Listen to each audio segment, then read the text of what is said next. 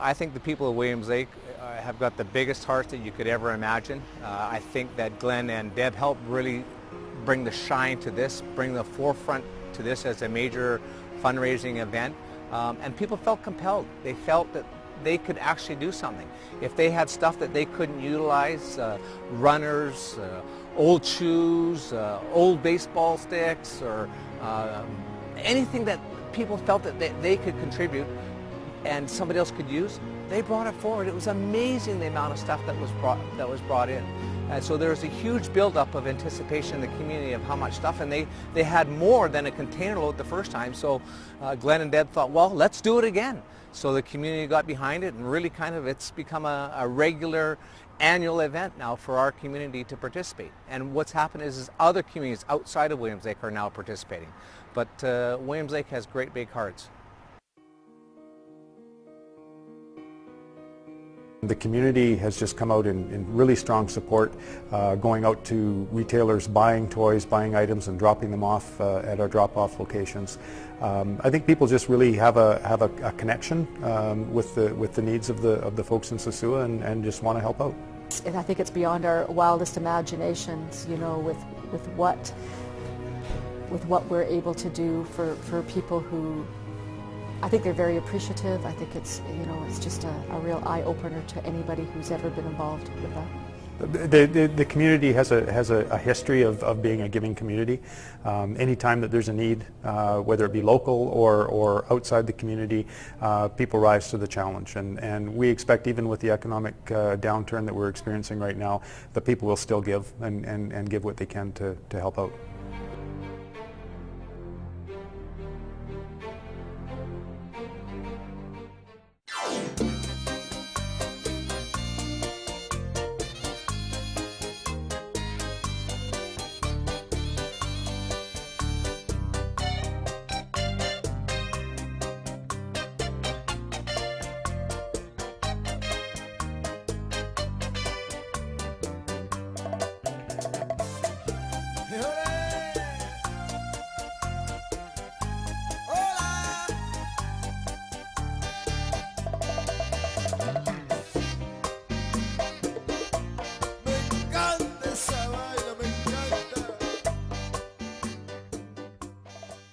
This is an end result of about 3 months' worth of work from the citizens of Williams Lake, Give 'em a Hand and Kids Explore Foundations. Just a little bit over a year ago, we were signed an official documents between the cities, and this project started about 3.5 months ago with the container, where the citizens of Williams Lake basically pulled together, collected the supplies, packed it, and shipped it down here.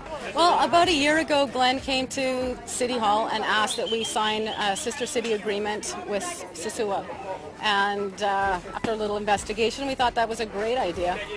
Glen's really well connected. The Kids Explorer, a very reputable organization. It was a long-term commitment, and although we're still feeling our way through it and trying to find out for sure how to best be involved, it is definitely a long-term commitment, and we're looking forward to getting more involved and making those acquaintances.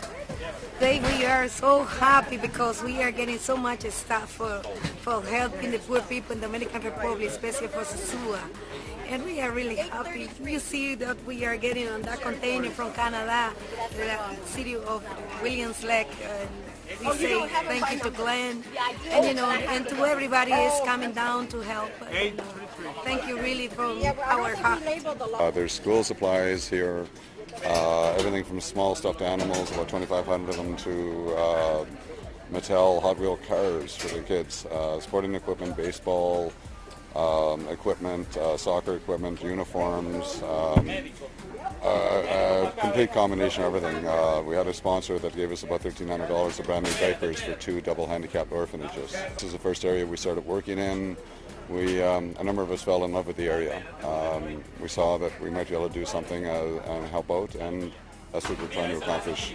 In order to help people of the Dominican Republic to receive some donations that they are needed, some medical instruments, also besides medical instruments, some other things like computers and some other stuffs that we are needed, because in our country there is a lot of necessity, and all over the world there are many people that need some help, but Dominican Republic is not exception. Here we have a lot of children, mainly children, that nowadays are not receiving the necessary things for having a good life. And we are very thankful of that because people who really need those stuffs are going to receive it. And that's the most important, and we are going to give solution to some problems that maybe that our community nowadays has. We're at the Puerto Plata Hospital today. This afternoon we've come up with a whole truckload of medicine, everything from syringes to emergency room tools. It's basically a complete list. We've got about 30 people unloading the truck right now. We've just met with the director. Very pleasant man. They're very excited and asked us if we could continue this in the future, which we hope to. After this we'll be going to the Ebert Hospital, about 45-minute drive from here, and we'll basically be repeating the process as well. We're going to have one very tired crew here. Everybody from Williams Lake as well as everybody else will be getting a lot of sleep tonight.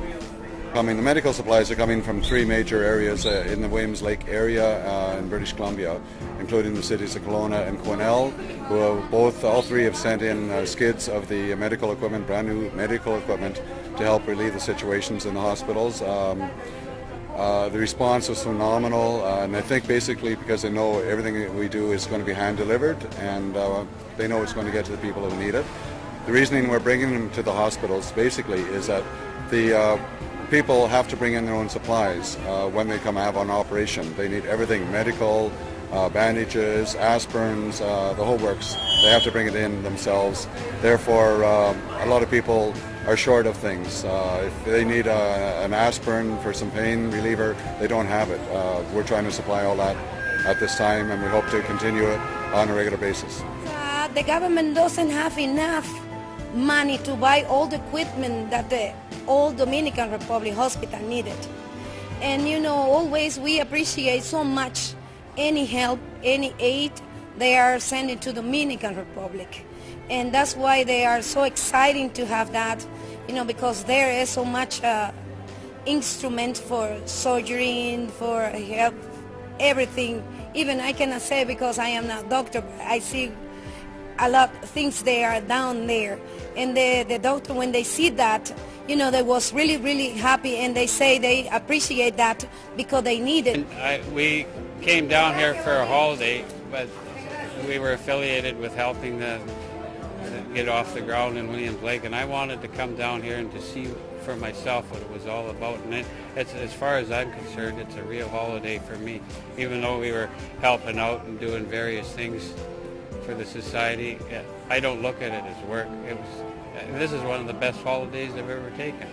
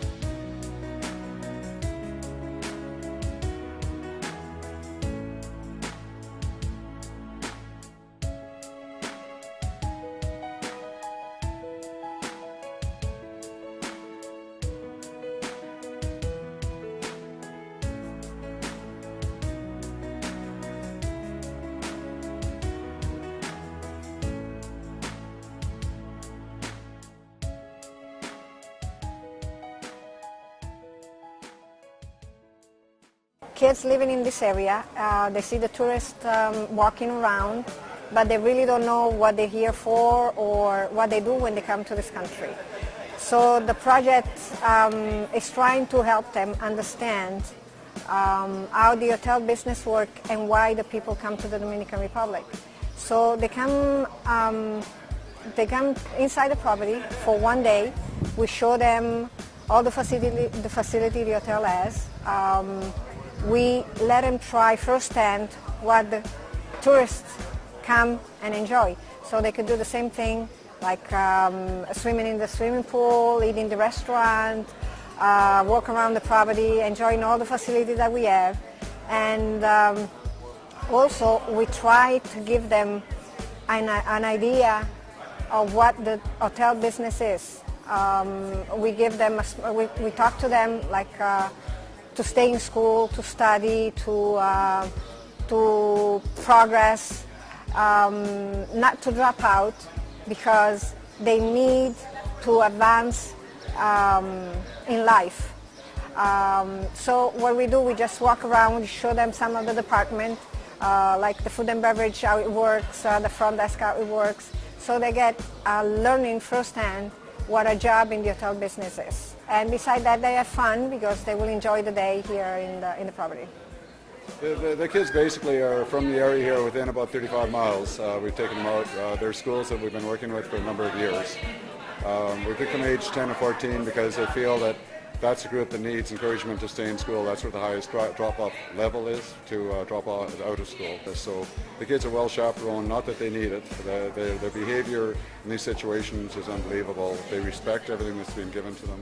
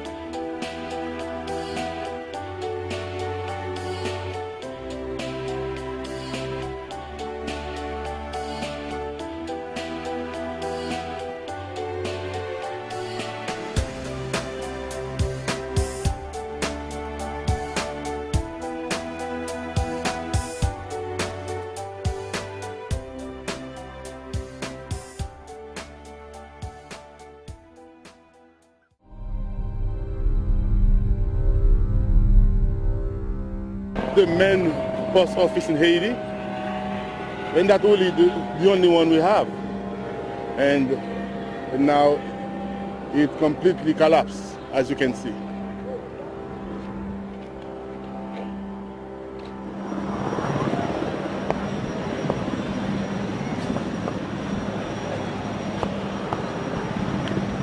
Yeah, this is the Foreign Ministry Department. Foreign Ministry Affairs, yeah. Completely collapsed as well. And that's why I'm really speechless. I can't really, I can't really express what I feel. Yeah, it is unbelievable. Seeing that on TV and actually be in person, in place watching this, it's really incredible. I thought it was just a part of the palace, but it's not. That the whole thing collapsed. And we can see in front of the palace, we have all the refugees, all these people in great need. So that unbelievable. Oh, it's so demoralizing, yeah, and so touching. I can't even find a word to express what I feel in my heart now. We don't know what happened later is be worse than what we see on today. Reason later on, sickness, all kind of sickness coming over, the way it is, And now what we really need some people to come up, help us, like the palace, they never go in it, to do anything, to dig the people who die in it.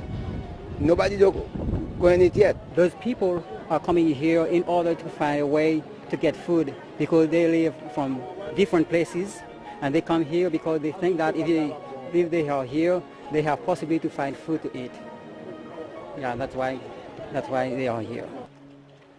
We are in Corfu Ferry, close to Port-au-Prince, and it is a 8-story building, one of the biggest faculty in Haiti. And we have thousands and thousands of students died there. And we can still smell, there is no doubt, a lot of dead bodies are still here. We are at the National Palace of Justice, and that's the real heart of the country, right there, and completely collapsed. There were a lot of people right there, the judges, the lawyers, and so many people. So I had a friend of mine. He said that on that day he was there, and God has kept him safe because by this time he had time to go out. But he told me that there were a lot of people right there who passed away. Almost all the children died in this building, about 800, and most of them there were seriously injured. Because of space, a lot of children they didn't even have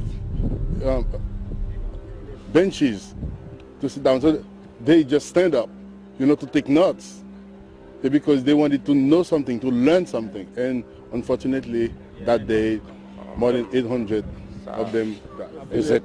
Still a lot of them are still under the rubble. Yeah, a big, large lawyer's office. Yeah, and you can even smell, you can smell people's body. The dead is still here. And they believe at least 500 people at least died there. Yeah, many. They took some, but many are still there. They don't know how many there, but many are still there. They are still trying to do what they can do, so since they don't have other help yet. Yeah. That's so sad. We are still in Port-au-Prince, and this is where I have a relative, my brother's wife, father, and he just left when that happened. And his clinic and everything collapsed completely. And as you can see, some bodies, some employees, bodies are still there. It's just incredible. I have a five stories building, which flat down now, and I lost my wife, my mother-in-law, my son, and my little brother, and also a friend who was in the house. I lost all of them. And my house, my 5 stories building now is flat. I'm in the street, living in the street. There's no life, I'm telling you. I don't know if there's hope, but now I don't see anything. I don't see anything for now. Because where I'm living now, there's a lot of people in the street, living in the street, you know what I'm saying, because they cannot get back into the house. Most of the houses are flooded down. There's a lot of people living in the street. There's no food, no water, no nothing. They all, you know, in the street without no hope because nobody visit them. We still have people under the houses, still, you know, I don't know, man. And the smell of the bodies. We see dogs every night, you know, trying to get a part of the bodies of the people's bodies, and mosquitoes. I believe, you know, after that, we're gonna have, you know, more people, you know, dying. The weak, you know, will be all them, you know, all of them will be, you know, dying. The most powerful, you know, will survive, but the weak, you know, the one, you know, they will all die. Yeah, for this area, they don't benefit nothing really yet. They heard about it. They heard a lot of things are coming, but they not touch it here yet. The biggest problem they have here is food. This location is a part of Port-au-Prince, and it is called Wet Bridge, Pont Rouge. And they said they know food is coming, but the food can't reach here because too many people. And when a little bit gets here, too much fight to get it. So then the children can get access to food. The elderly people can't get access to food. Only the strong people can fight and get the food. Just in one tent, 15 to 20 people sleep in just one small tent. We had calls from sponsors, some phenomenal sponsors, who basically asked what they could do to help. It put us in a position to do something. We think of volume. We put out a single request, an email went out looking for some medical people. We've had dozens and dozens of medical people, from doctors right through to paramedics, nurse, offering to come down immediately. We picked out 15 who we felt 15 that would get along very well, and we have. We're going to start tomorrow bringing the supplies that we received, part of the 20,000 pounds, up to Himini at the border crossing. Everybody is in right now repacking. We've already unloaded one of the shipments that came in this morning by JetBlue. We sorted it out there, but now we're reloading it to make more room so we can take more, rebox and everything, and trying to put more in the bus. Half of our crew is already up. It was sent up this morning, some of the doctors and some of the nurses to Himini, and basically they're setting up camp and making sure we can get started as soon as we get there. Since then, though, there's been a change of plans. We've been asked by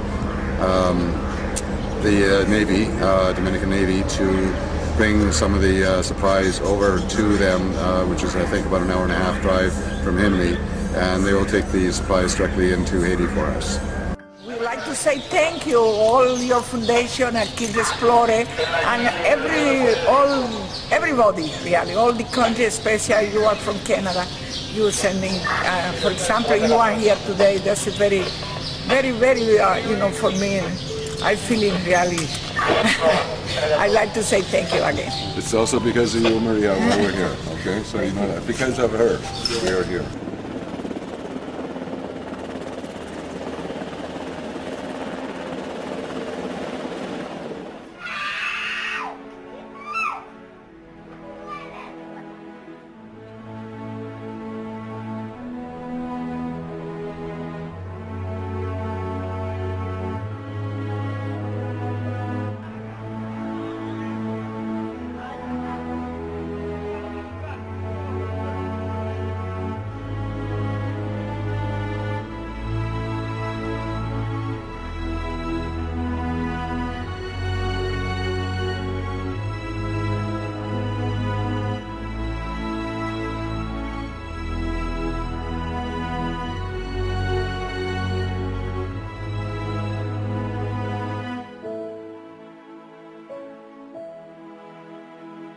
Oh, it's my experience is it's great to help people in need, and and to see the smiles on their faces when you are helping them, and you know, it's just wonderful. It's been great. The people I've worked with have been great. Met many people that have actually, you know, it's wonderful just to meet people and work alongside people from different parts of the world. One of the pros that I've seen is the incredible spirit of the Haiti people here. It blows me away. And the first day that we arrived at this hospital, we were doing rounds, and I met this man who's a new amputee, and he's there. And as soon as I met him, his eyes lit up and his heart lit up, and you could just tell that he has just such an incredible spirit that represents these people. When you look at what they have or what they don't have anymore, yet here they are smiling and being grateful and saying thank you. It's just mind-boggling. Honestly, I didn't have any expectations. Certainly coming in as a paramedic, we wanted to come and do paramedic business.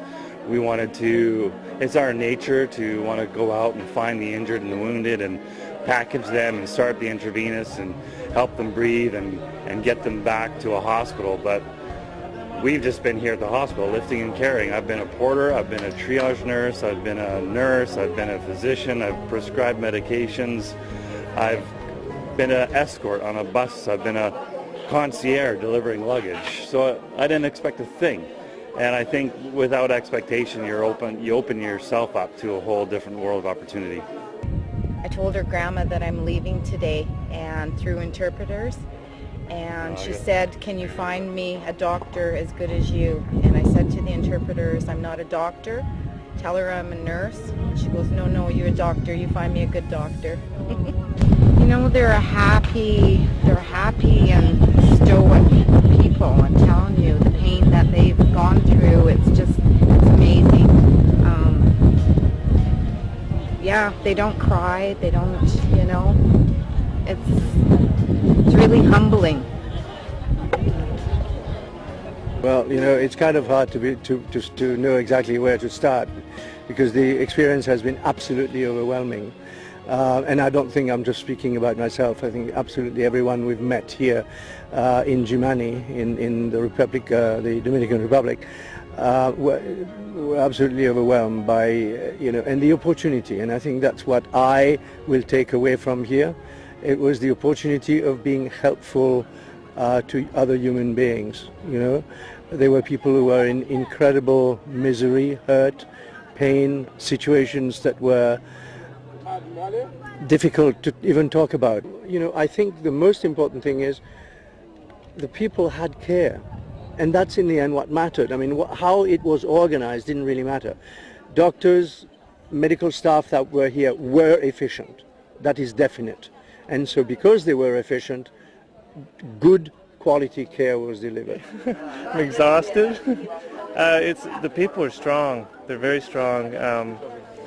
What I've noticed is there's a lot of, the next phase is going to be physiotherapy and healing and getting them back home. But it's been an amazing experience. Appreciate everything. It's the simple things in life awesome. We just had sort of a issue of getting the bus out to get the people to Fond Parisien, and it's gone back and forth between whether we can actually take them or not. It's a bit of a political process. We've managed to actually get the bus now to go, and we've loaded it up within 25 minutes with about 25 people, which is really difficult because you've got to, it's not just actually loading them on the bus, but it's actually prepping them psychologically to get up and go with their belongings and their family members to go back to Haiti, which obviously want to be repatriated, but there's also issues about going back home. A lot of these people are ambulatory, which basically means that they can get up and get moving, and for them, the best thing, instead of just laying here and sitting, is the best thing is for them to get back home and possibly, I mean, the camp that they're going to is a humanitarian refugee camp, which we are not. We're a medical facility, so I think the best thing for them is really to go back and just try to start rebuilding their lives. They can't do it here. We're in a different country. It's best for them to be back home. Have you seen anything like this before? No, I haven't. I don't want to. The people here have gone through so much, and to top this all, it shows how strong they are. Again, you can still see smiles, very rewarding smiles. It's just been a hell of a week. I think everybody should experience once in a lifetime. and I hope many do, will come down and help out and experience the pain and the joy combination, and live it.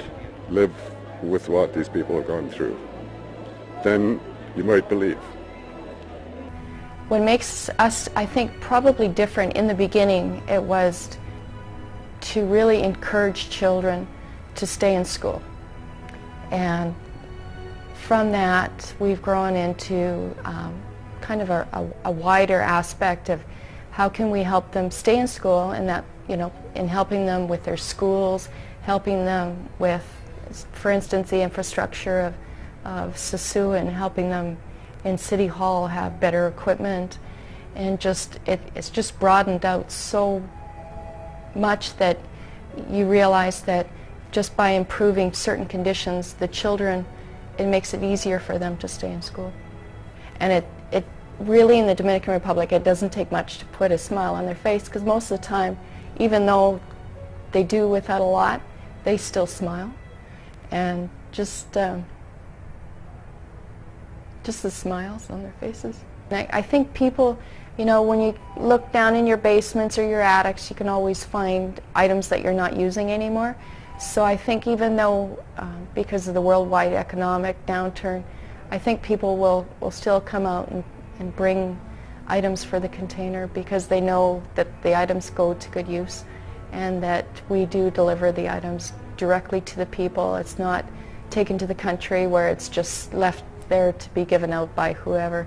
The items are all given out, and we have to account for every item that is collected. I'd just like to say that it would be really great if more communities could become involved in helping out the poorer areas of the world.